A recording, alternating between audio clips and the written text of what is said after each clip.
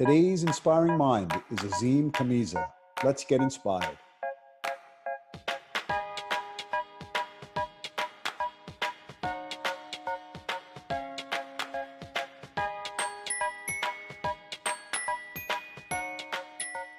Today's guest is Azim Khamisa, who has a very interesting and inspiring story for our audience, with 80 awards nationally, locally, internationally, the author of 5 books, reaching over 1 million students with his lectures, and a very interesting and inspiring story. Welcome, Azim. Thank you, Adam. It's a pleasure to have you here. You really inspired me by watching some of your videos on TED Talks, and many of the different types of videos that I saw on YouTube. It's truly inspiring. And as I mentioned to you earlier, I had my own personal experience, which placed me in a position of forgiveness. But your story is a really inspiring and motivating situation where it forces one to really go deep within themselves and break open the shield or the barrier that we have. And maybe you could just fill the audience in. You know, I had a life-changing event 25 years ago. My son was a student at San Diego State University and worked as a pizza delivery man on Fridays and Saturdays to make some extra money for college, as I did when I was in college. I'm sure you did when you were in college. And he was lured to a bogus address by a youth gang close to where he worked for a local Italian restaurant. They gave the right apartment building address, but the wrong apartment number. So it was his turn to make the delivery. So he jumped in his car, go to the apartment building, and couldn't find the apartment number because it was a fraudulent number. He knocked on many doors, trying to find out who'd ordered the pizza. Of course, nobody had. So he came back to the car, put the pizzas in the trunk of his car, and as he was about to leave the scene of the crime, he was accosted by 4 youth gang members. 3 of them were 14-year-old, and the leader of the gang was an 18-year-old who handed a 9mm handgun to a 14-year-old. And as my son is trying to back his car from the driveway of the apartment building, the gang leader gave the order, "Bust him bones," who fired 1 round, came through the driver's side window because my son was already in the car, entered my son's body under the left shoulder blade. The bullet actually traveled across the upper part of his chest and it exited from his right armpit. But it was fatal. Yeah. And Tariq died a couple of minutes later, drowning in his own blood over a lousy pizza at the age of 20. So needless to say, it brought my life to a crashing halt. And I went through all the emotions you would anticipate a parent to go through. You are a parent, so probably the most complicated nightmare for a parent to navigate is the loss of a child. Yeah. Fortunately, I have a daughter, but he was my only son. And what's ironic about my story is I was born in Kenya, although my roots are Eastern. And I left Kenya in the aftermath of Idi Amin in neighboring Uganda. I think you might know that name. Yes. To escape the violence of Idi Amin, because as a minority in Kenya, we were targeted, thinking my children would be safer in America. So I went to England as a student, and after I finished my studies, I moved to Kenya for a little while, and then left there after Idi Amin, and moved to the United States because we were not safe in Kenya as a minority. So it's ironic that I always thought my children would be safer in America. And there I lost my son on a street of a city and a country I'd picked for him. And my, Yeah. my knee-jerk reaction was I made a big mistake. I should have gone to England, which is a lot less violent than we are in the US. Yeah. And I also went to school there, so I had some familiarity with England and still have a lot of friends over there. But Tariq was born here, so I had lived in this country for 20 years. And I found that the love I had for my country was stronger than my rage. Like you and a lot of Americans that are viewing this interview, there is a lot of good in our country. And when it comes to violence, we are a terrible role model, but there is a lot of good in our country. And the second thing I saw is wherever I went in the world, I still had to deal with the loss of my only son. This is not something you can sweep under the rug. So I had to figure out a new life, and Were you? and in my tragedy and trauma, sometimes there's a spark of clarity. I practice as a Sufi Muslim. Sufis are metaphysical arm of Islam. I meditate 2 hours a day. I used to meditate an hour a day when Tariq was alive. And sometimes in deep trauma, there is a spark of clarity. Every saint has suffered the dark night of the soul. Yeah. That spark of clarity for me is what I saw in this tragedy is that there were victims at both ends of the gun. It's easy to say my son was a victim of the 14-year-old gang member. It takes a little bit more compassion to see that he was a victim of society, of American society. And we've created this society. I'm a first-generation naturalized American, but I'm an American citizen and proud to be one. And societies do not just happenstance. Yeah. So what I saw in here is that the enemy wasn't the 14-year-old. The real culprit was the societal peer pressure that forced many young men and young women to fall through the crack and then get involved with crime and gangs and drugs and alcohol and weapons. That was a real enemy. Yes, yes. So 9 months after Tariq died and having learned these horrific statistics,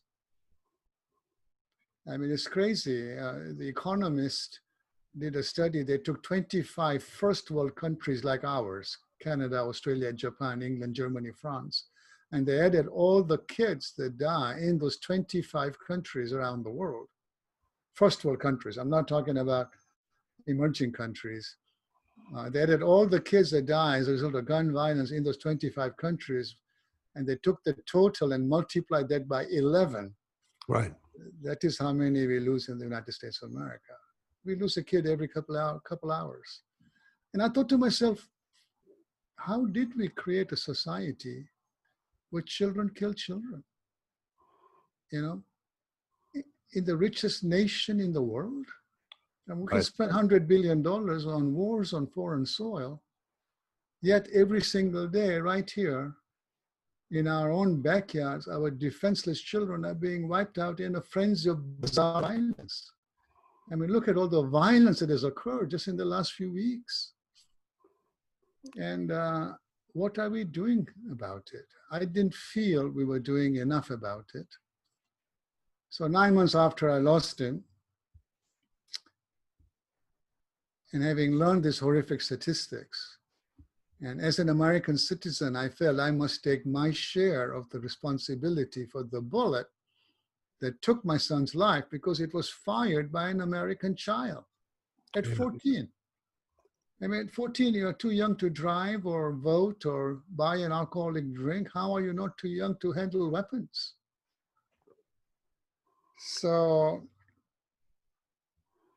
to honor my son, I started the Tariq Khamisa Foundation, which is named after him. Right. And our initial mission was to stop kids from killing kids by breaking the cycle of youth violence. And we essentially had three mandates. First was to save lives of kids because we lose too many. And it's important for us to do that. And as a teacher, you would acknowledge that. Our second mandate was to empower the right choices so they don't fall through the crack and end up in gangs and crimes and drugs and alcohol and weapons. Our third mandate was to teach the principles of nonviolence, of empathy, of compassion, of accountability, of forgiveness, and of peacemaking and peace building. Right. Because I felt that violence is a learned behavior. No child is born violent.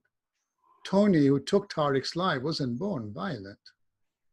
But if you accept that violence is a learned behavior, then non-violence can also be a learned behavior. But you have to teach it.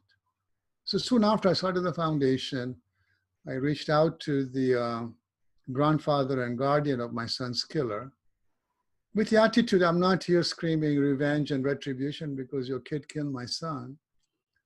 Rather, I'm here in the spirit of compassion and forgiveness because what I really see is we both lost a child. My child died, and you lost, he was like a child to him because he lived with his grandfather and calls his grandfather daddy.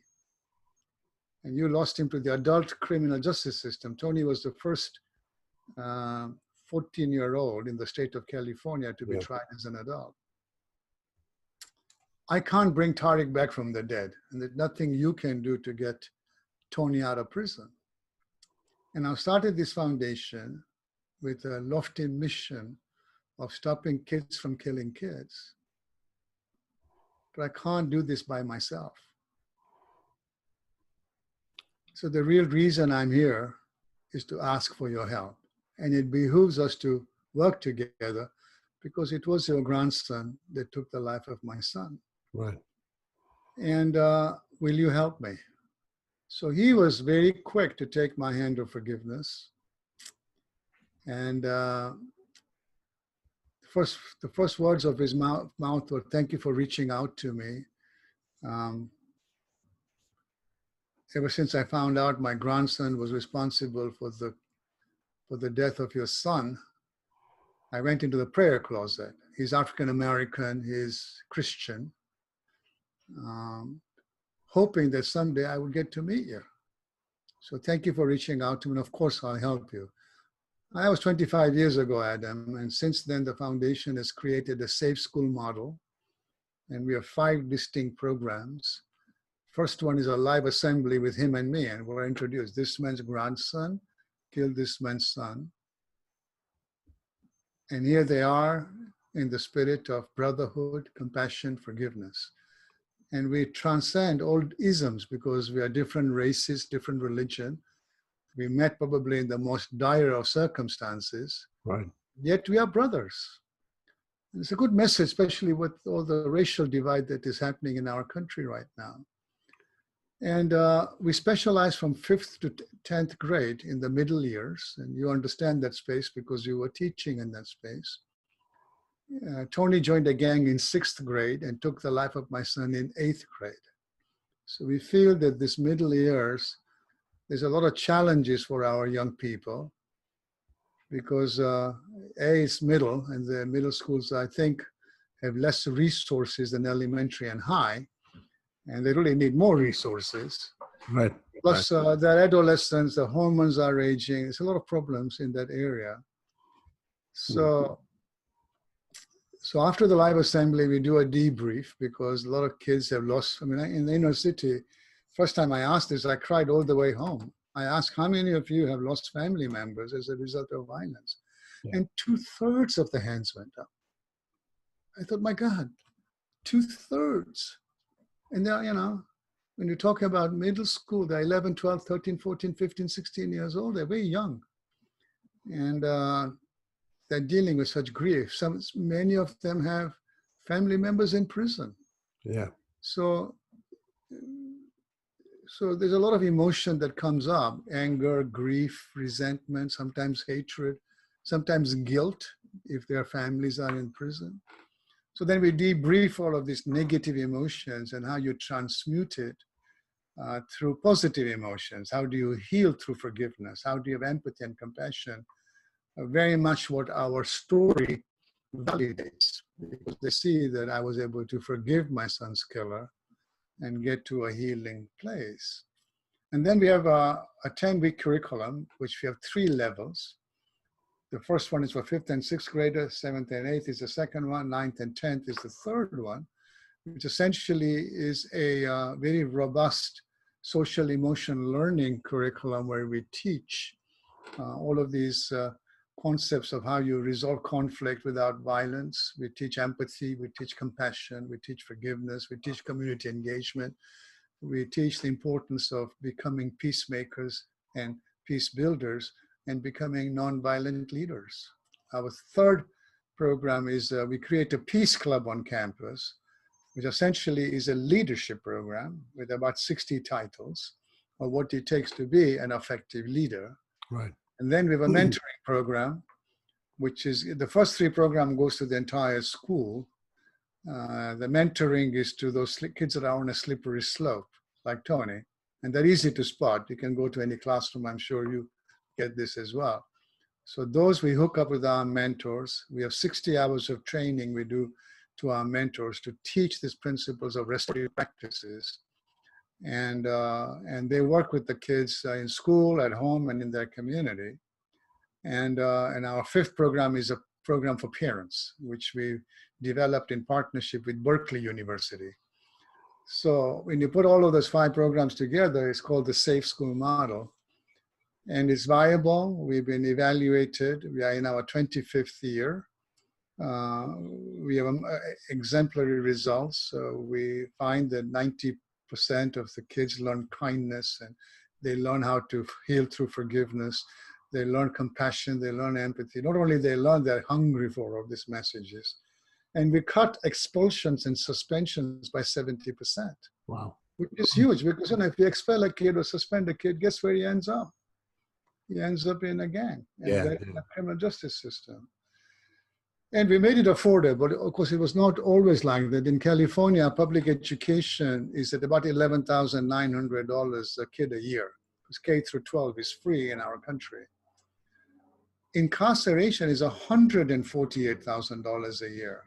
That's over $400 a day. And even after spending that, the recidivism rate is 84%. So you spend that money forever. The cost of the Safe School Model is $100 a kid a year. It's a no-brainer, you know. Yes. I mean, so now we started a national expansion. Our second site is in Philadelphia, and we started with 1 school district. We are in 4 now, and as a result of the pandemic, we were going that way anyway, and now it is forcing us to accelerate our programs online. Right. And our phase 1 will be completed in September 1st, and then we'll do phase 2 by the first quarter of next year. And by the second quarter of next year, we'll have all of our programs available online through a learning management system.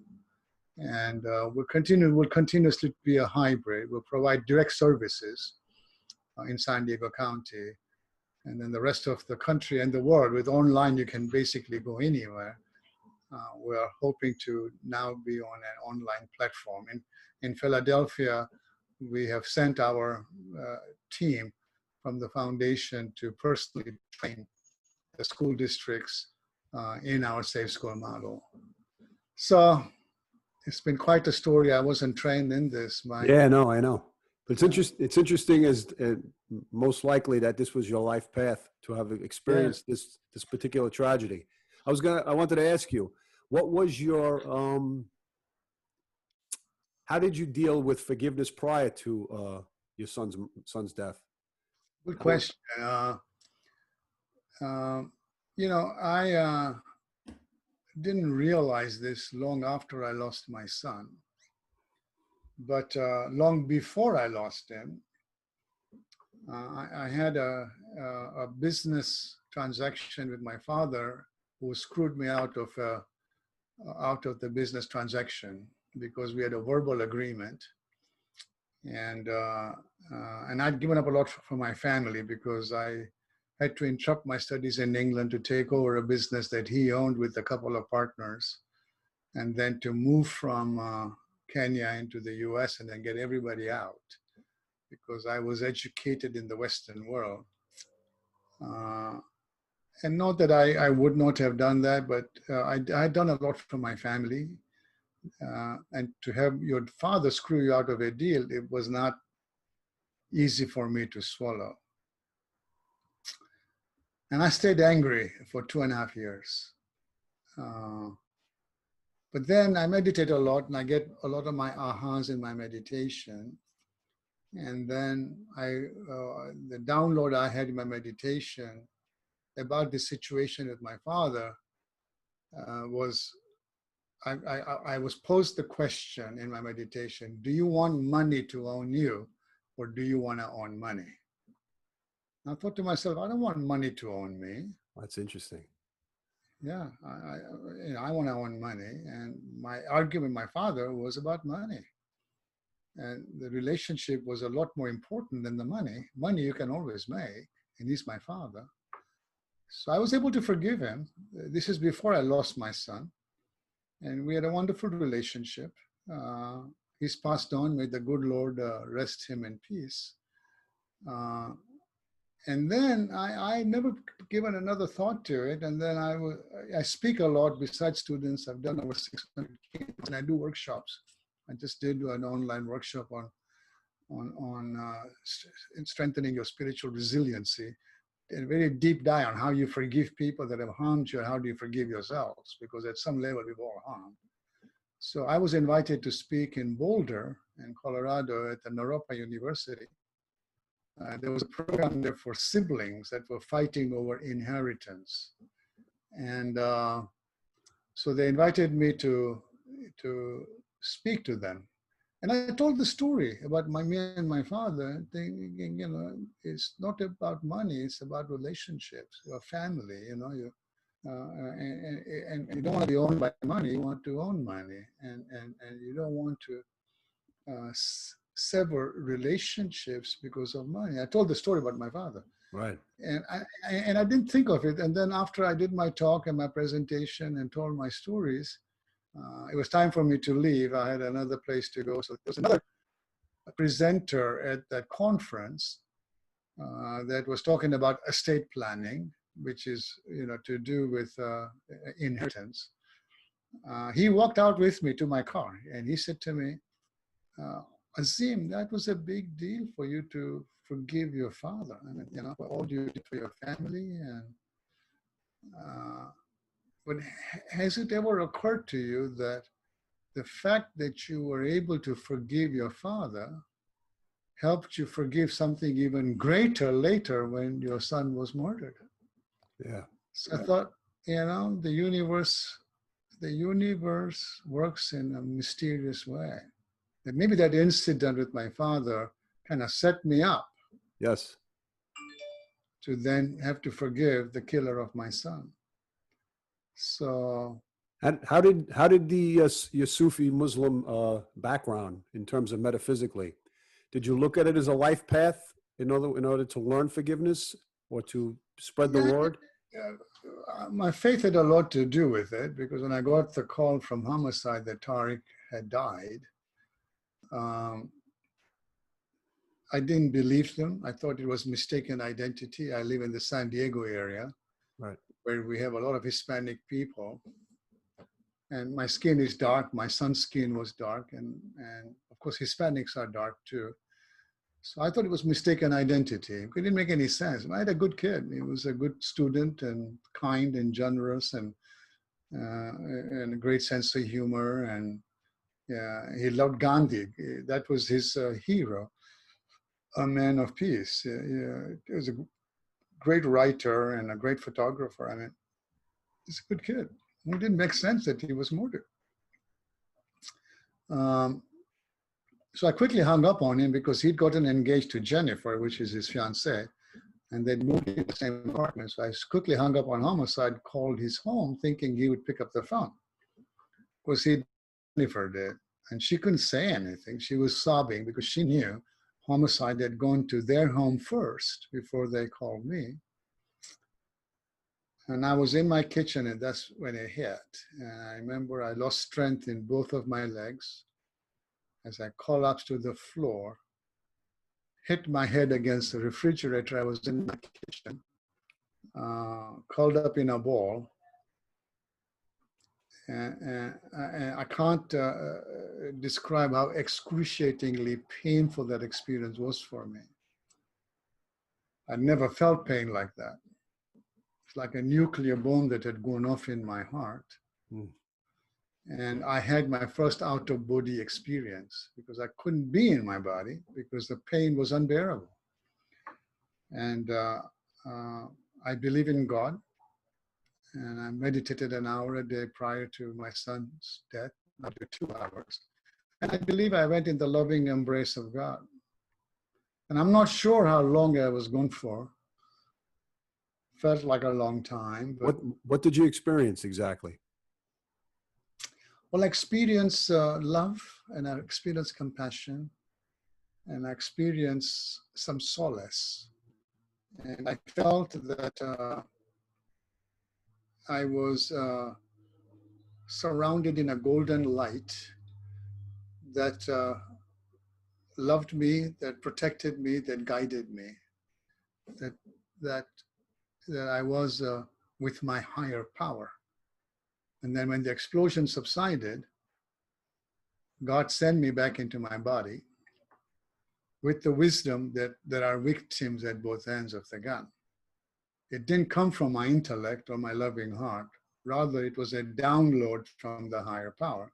Because an hour and a half after I found out and made those very difficult calls to his mother, she lived in Seattle, Washington, my parents, my daughter, gut-wrenching calls. Yeah. I called my best friend, and he and his wife were with me an hour and a half after I find out. And his wife went to get Jennifer, Tariq's girlfriend, and I was alone with my friend. He says to me, whoever these kids are that killed Tariq, I hope they fry in hell. And I said to him, I don't feel that way. I see that there are victims at both ends of the gun. And he broke down and cried. He said, if somebody took Adam, which was his son, has the same name as you, not only would I want to kill the killer, I'd want to kill the clan. Where do you get the strength? At that time, forgiveness was not in my head. I just saw him as a victim. And then after I learned all of these horrific statistics, my empathy and compassion deepened for him because he had a pretty tough life. He was born to a 15-year-old, which was the grandfather's daughter. His father was not in his life. His uncle was shot when he was 8 years old in South Central LA. He was seduced by his uncle's girlfriend. I mean, an angry kid, finally they sent him to live with his grandfather at the age of 8. He joined a gang at the age of 11 and took my son at the age of 14. I thought, if I had lived a life like him, the pizza delivery man was nobody. It's a gang initiation thing that he had to do to prove himself to the gang. Yeah. Would I have made the same decision? So then it led me to start the foundation, forgave him. He just came out, actually. He's 39 years old now. I've been trying to get him out. His parole hearing was November of 2018. And I was there advocating for his paroling, as was my daughter, who is the executive director of her brother's foundation. Very proud of her. And we both advocated for him to be released on parole. And the commissioner was so moved. He said to us, he says, I've been doing this work for 35 years. I've never had the victim's father and the victim's sister advocate for the parole of the offender.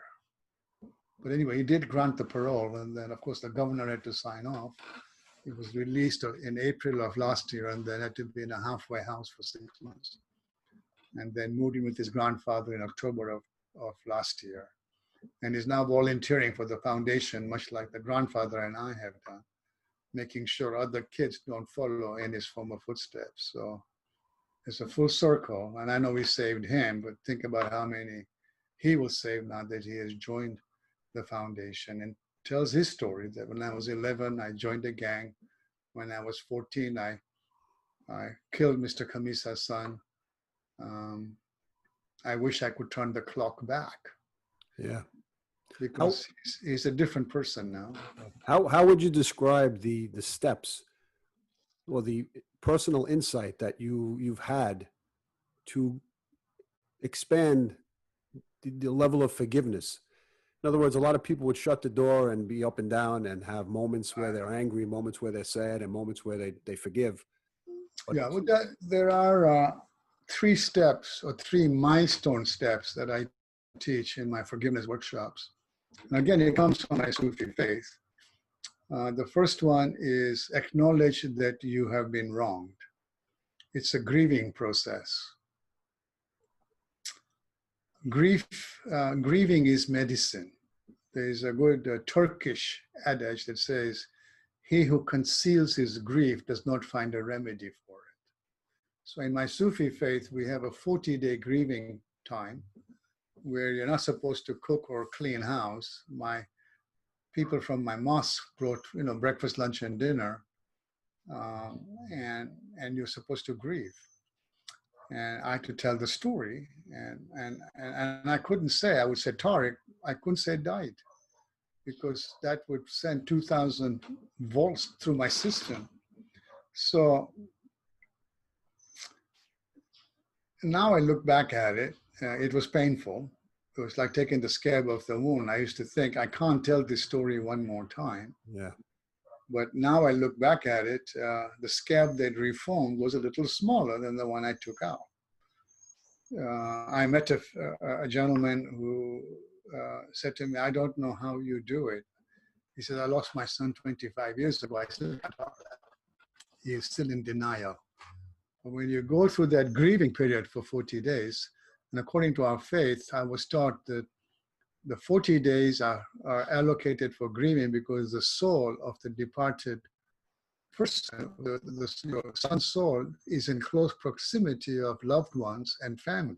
Right. It stays close to you, so this is the grieving. After 40 days, we believe there's life after death, and your son's soul moves to a different consciousness for preparing for his forward journey. So instead of grieving by loved ones and family members after the 40 days will impede his journey in the next world. So my advice to you is, instead of grieving, do good deeds, because good compassionate deeds done in the name of the departed, right, are spiritual currency and provide high octane fuel for his forward journey. That's beautiful. I thought to myself, why don't they teach you this in college?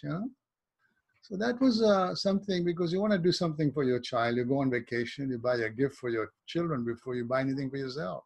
Yeah.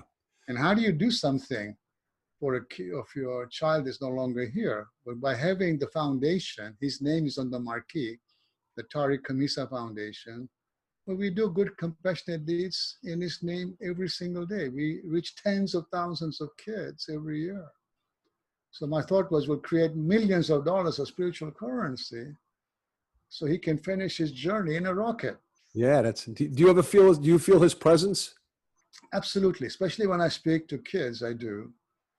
And so it's a good ritual, and rituals are important. There's a similar ritual in the Jewish tradition called sitting Shiva. Yeah. I think it's in 11 days.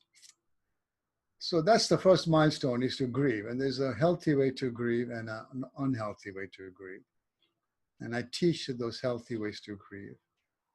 But the important thing is that you have to create a sunset on that grieving, whether it takes 40 days or it took me 3.5 years. Because unless you transmute that grief into something positive, like creating spiritual currency from my son's soul, you remain a victim, and there's no quality of life being a victim. Right. I had a full life. I worked in international finance. I traveled the world, and I speak 6 languages, stayed in nice hotels, and then I had no life. And I wanted that life back. I have a very full life now. Right. I like this life better, because that was about money. This is about saving lives of kids. Far more meaningful, far more important. So the idea is that you want to transmute that negative grief. It's okay to be a victim, not forever. How does the transmutation take place? So I think it's a question of going through the grieving process, which means you spend introspective time, you meditate, you pray. Journaling helped me a lot. You spend time with nature, whether it's the mountains or the beach, and you read something inspiring. You know, one of the books I really like is the Tibetan Book of Living and Dying, and they have this concept called the Bardo.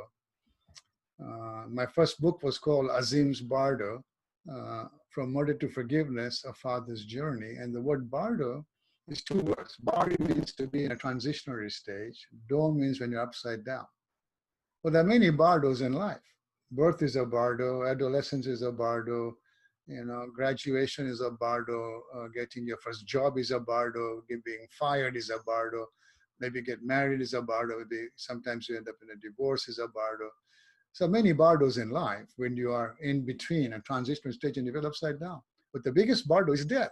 So the Buddhists believe that if you prepare yourself throughout your lifetime, that when you die, your spirit is fluctuating at a very high frequency, that you can actually step out of samsara. Samsara is a cycle of birth, death, rebirth, into nirvana, which is union with a God, with a higher power. And you don't have to go through this cycle of birth, rebirth. You've now become enlightened. So that was an interesting concept that helped me a lot. I read those Bardo pages 100 times or more, and sometimes loud to his mother and to my daughter. So there is a lot of knowledge about how you grieve. And then once you go through this, the clouds will separate. I didn't, I'm not single. I didn't date 3.5 years. The girl I was dating with broke up our relationship on Monday. On Thursday, my father had a 12.5-hour operation, 7 bypasses, and my son died on Saturday. That was a week out of my life. Wow. I mean, any one of those will throw you in a loop, but all 3 in 1 week. So I was in a huge bardo. Yeah. And then it took me 3.5 years, and I was speaking a lot. I started the foundation in 9 months, and I was lecturing. I was in Washington, D.C. I must have given 12 presentations in 7 days or 6 days. And I was very tired, and I was still grieving. And I told the conference person that, you know, when I heard my last talk, I said, I need to get home because I'm still grieving. And a lot of people want to talk to me after I finish. And, you know, my flight leaves 2.5 hours away after I finished my talk. And the airport is 1.5 hours away. So if I stay, I want to miss my flight. I need to get. I said, don't. She said, don't worry about it. And she pulled me through the whole crowd. She's a feisty little girl, but and then I got into the limo which was waiting, and they rushed me to the airport, and I made my flight. But as I was leaving, she gave me a note. Yeah, she had a little note, and she says, "If you're ever in DC, please call me. I'd love to see you again, show you around." And I thought, oh, she likes me. So I ended up dating her later. You know, I stayed in touch with her, and we were out one night, and I cracked a joke with her friends, and we all laughed. And she said to me, "Are you okay, Azim?" I said, "Yeah, I'm having a ball. I'm fine." She says, "Why did you go like this?" Because when I laughed, I went like covered my mouth. Mm. She said, I said, "Oh." I said, "You know what? It feels funny to laugh because I have not laughed for 3.5 years." Wow. And then I knew the clouds had parted for me and that I had stopped that first step. So I teach, you know, how you acknowledge your grief and go through this process. There's a great quote by Rumi. I don't know if you know, Rumi is a very famous Sufi. He says, "The cure for pain is in the pain." Here, we don't like pain. Slight headache, you get an extra strength Tylenol, but then you can take another one 5 hours later. Right. But Rumi says you got to go through the pain. That's where the cure is. Or he'll say also another good quote from him. He says, "The light enters through the wound." Yeah, I've heard that. So that's a good one too. And then the second step I teach about forgiveness is to give up all the resulting resentment. And you do that through creating a high level of empathy and creating an intention in a meditative state. So I do a guided meditation in my workshop. For the person who you need to forgive, or the person who needs. The person you need to forgive, to create the intention. Okay. Because intentions are very powerful. Wayne Dyer wrote a good book about that, the power of intention. And if you put it in a meditative state, where you set an intention, the important thing to say is that there can be no strings attached. This is not about, I'll forgive this person if he asks for forgiveness. I want to forgive. The how isn't important. Just set the intention. When you set that intention, or any intention in a meditative, high theta C meditative state, it's like putting the seed in very fertile ground. And every time you come back to that meditation, it's like nurturing the seed with fertilizers and water. So it will take root. And basically forgiveness is a blessing. Yeah. A blessing is when preparation meets grace. So this is the preparation. I think that's the most difficult, the most difficult step. They're all difficult. Okay. They're all difficult because the third step is to reach out to the offender with love and compassion. Right, right. A lot of people think that's difficult, but if you've done the work, I got a lot after finally meeting Tony. I met the grandfather 9 months after my son died. Right. I didn't meet Tony till 5 years later. So he was 19. Had you not been able to meet Tony nor the grandfather, would it have been more difficult to bring closure to the situation? Yeah, absolutely. I remember when I met Tony, we locked eyeballs. You know, he was 19 years old, and we talked for a couple hours. I had the grandfather go with me. It was the first time I met Tony. But I said I need alone time with him because you are his grandfather. He's going to be defensive. And there were some holes in the story which he was able to, fill. At one point, we locked eyeballs. I'm looking in his eyes. He's looking in my eyes. I'm looking in his eyes. And we held that glance for what seemed like a long time. I'm looking at his eyes, trying to find a murderer, and I didn't. I was able to climb through his eyes and touch his humanity, that I got the spark in him was no different than the spark in you or anybody else who's watching this interview and me. I wasn't expecting that. He was remorseful. He was articulate. He was well-mannered. And he didn't portray any of the typical attitudes of a 19-year-old. Likeable kid. Yeah. I wasn't expecting that. So at that point, I said, I have forgiven you because I've been working with your grandfather for a good 4 years now. And I want you to know when you come out of prison, you can join your grandfather and me, and you can work for the foundation. And when I left the prison, and it was 20 years ago because he's 39 years old, and I've kept a relationship with him over those 20 years. But even that first meeting, I remember clearly that as I was leaving the prison, my stride was a lot bouncier leaving than the one that I came in with.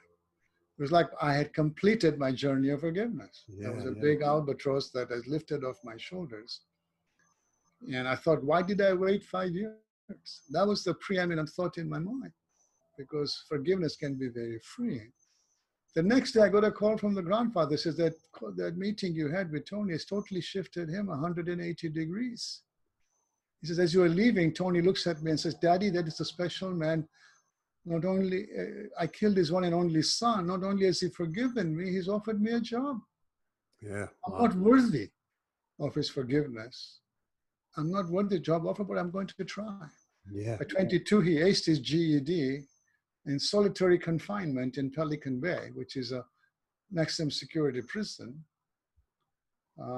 He's done some college courses. He wants to be a plumber, and he's now working at an organization that supports the foundation, and just got a full-time position there as an apprentice. And he now volunteers for TCAB because he did some plumbing courses when he was in prison. And now he's building his own life. At 39, he got his driver's license, which is amazing. When he's picked up all the technology because there was no cell phones and all internet and all of that. I'm really proud of him. He's doing really well. So those are the steps. Yeah.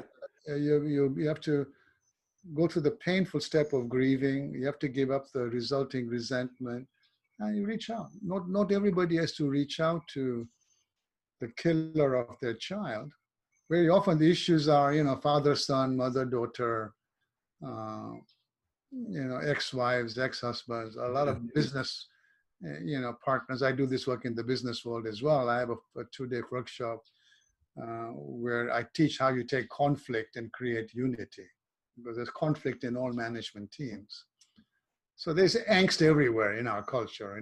Wherever there's people, there is conflict, and conflict is not a bad thing. I was telling conflict is a good thing because it helps you create unity by going through these steps of empathy and compassion and forgiveness, and the ability to connect with each other at that, what I actually coined the word, at that cellular level. Yeah. The spark that I had with Tony was at that cellular level, which is deeper than the cognitive or the emotional level. So a lot of this work that I do is very deep at that cellular level. So it's been quite a ministry. And I just did normally I do a 2-day in-person workshop, but online it's too hard to be in front of a computer for 8 hours a day. I understand. So I cut it to 4 hours a day and did 4 days. And most everybody they all get breakthroughs in this workshop. And I've never done one online, but they got a breakthrough online. So it's a very freeing. And here's the other piece to it. If you're living in anger and resentment and sometimes hatred, or in guilt, because I also teach 3 milestones of how to forgive yourself. Right. What I gave you was the 3 milestones how to forgive people that have harmed you. But you cannot be out there 100%, because you're living in guilt or hatred or resentment or anger. You all have a story. These are knowing emotions, negative emotions that know on your conscience 24/7 that preclude you from being out there at your fullest potential. I believe I've succeeded in social services, even though I wasn't trained, and having written books and teach forgiveness, because I don't harbor any resentment or guilt. I can be out there 100%. What's interesting is what was very interesting what you said before is the self-victimization that people use in order to keep themselves stuck in a place of it's self-abuse. Yeah. You might as well take a whip and beat up yourself. There's a great quote from Mandela. He didn't write it, but he made it famous. He said, resentment is like drinking poison and waiting for your enemy to die. I mean, if you stay in anger and hatred and resentment, who are you hurting? You kill yourself before the other person. Okay. Self-abuse. And there's no quality of life being a victim. I didn't want to go through life on crutches. Many parents are never able to bounce back after losing a child. It's a complicated. Yeah. But the higher level of consciousness that you were able to attain based upon your pre-existing affiliation with as a Sufi Muslim, but also your meditation and the practice of raising your energy made you see the picture from above. Yes. And I think there's another piece about higher consciousness. I've been doing this work for 25 years, and I've been very fortunate to meet some amazing human beings in the world. Like His Holiness the Dalai Lama. I've met him now 6 times. Thich Nhat Hanh and Desmond Tutu, and I got an award with Ted Koppel and Desmond Tutu and Mohammad Ali, and I was and met many monks and amazing peace activist, Amma, called the Hugging Saint in India. But in 2004, I was hosted in Castelgandolfo, which is in Italy. It's the Pope's summer residence by Pope John Paul. He died in 2005. He was quite ill then. Excuse me. I read his book. Very interesting. Yeah, he's a great guy. And anyway, he hosted this 5-day workshop called the Synthesis Dialogues and invited 30 people from around the world. And the Dalai Lama joined us for the last 2 days of the 5 days, which was amazing because he spent 14, 15 hours with just the 30 of us. And we were all there for 5 days. And I took 9 pages of notes, all the wisdom I had garnered. And I got very close to one of the monks because the Dalai Lama travels in an entourage. I got very close to one of the other monks that did all of his translation into English. And he told me, we were there for 5 days and we were talking over a meal one time, and he said to me, in Buddhist philosophy, we believe that everything that happens to you, you attract, because we are all on a path to enlightenment. And sometimes through our hits, the universe is essentially nudging us towards our spiritual path, toward our life's mission, to evolving to become enlightened, to become one with the universe. I said to him, that's not sitting right with me, because did I attract the murder of my son? I says, no parent would do that. So that's not sitting right with me. He says, according to Buddhist philosophy, he says, before you were born and your son was born, we believe in every lifetime there are lessons to learn. And your lesson in this lifetime was forgiveness, which is a lesson we all at some point have to learn. And your son and you had a contract that he would come to you, he'd be born in your home, and at 20, he would tragically die. And God gave us free will, and you still had to make the choice between revenge and forgiveness. And you made the right choice. The next lifetime, you don't have to lose another son. Mm-hmm. Well, how evolved is that? But it is evolved, Yes. So somewhere. So it's going back to this point we were talking about earlier, that if you take the position that everything that happens to you, you attract. Right. You don't say, why me? That's a victim mentality. You say, why did I attract this to me? You get different answers, don't you? Yes. And it pushes you towards your spiritual path. Yeah, I obviously the financial world had bigger plans for you than just dealing in that area of life. Yeah, obviously I'm on my path. My spiritual path or my life's mission wasn't to be in international finance. Is the work I'm doing, both with youth and both like what we're doing right now in teaching forgiveness and helping people strengthen their spiritual resiliency. And hopefully by having more forgiving people in the world, we will have more peace in the world. Because my trilogy was, my first book was From Murder to Forgiveness, and then Forgiveness to Fulfillment was my second book, which was a sequel. Because I'm very fulfilled for the work that I've done in the aftermath of my son's tragedy. And I finished the trilogy with Fulfillment to Peace. The 20+ year journey that started dark with murder, but today I enjoy a level of peace I never did. Not that I wouldn't want my son back. Obviously, I would have him back in a New York second. But on my journey, because of and the portal to peace was forgiveness. And Tony, who killed my son, wrote the foreword to my last book. It's not my last book, it's my trilogy, From Fulfillment to Peace. So we all want peace. And so this journey, I document as to how all of those choices that I made has helped me to be at peace, including to be at peace about my son's tragedy, and to be on my life's mission. I mean,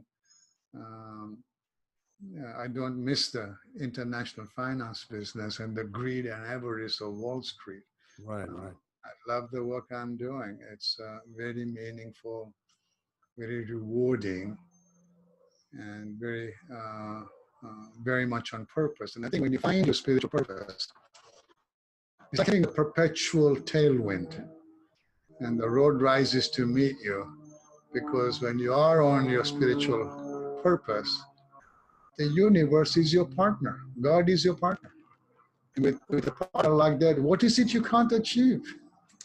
Yeah.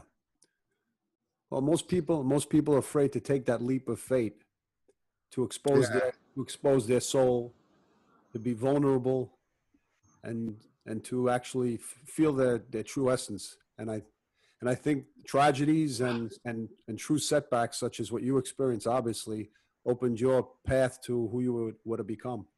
Yeah. And it's inspiring. It's very inspiring to hear your story and to speak with you, especially over this. Oh, you're very welcome, Adam. It's like, you're right. I'm still working on building my faith. I think faith is very, very important. My mom was had a very strong faith. And I think it was from the scriptures, if you have faith of a mustard seed, you can tell this mountain to move and it will move. So faith is very, very strong. And when you go through something like that, you're right. Most people are not willing to be vulnerable. It's like I equate it to it's like crossing the chasm in one step. Well, if you go to the edge of the chasm, your mind's going to say, "There's no way. Right. There's no way you're going to cross this in one step." But if you have faith, which lives in your spirit, in your soul, is going to say, not only can you cross the chasm in one step, when you get to the other side, you're going to land on higher ground. That's nice. This is faith. Yes. But I think people need to also know that there's more to life than just this life, and there's more to come thereafter. Exactly. Yeah. And then people take that leap of faith, knowing that there's more to come and there's more to learn and to evolve. So there's work to be done after we die. Well, I just wanted to tell you that you're a very inspiring soul. Well, thank you, Adam. And very respectful, and very inspiring for me as a teacher and as a human being. And I enjoy speaking to somebody, in your category of mind and spirit. Well, thank you, Adam. Thanks for your interest, and I look forward to staying in touch. Yeah, me as well. So I bless you and thank you very much. Namaste. Namaste.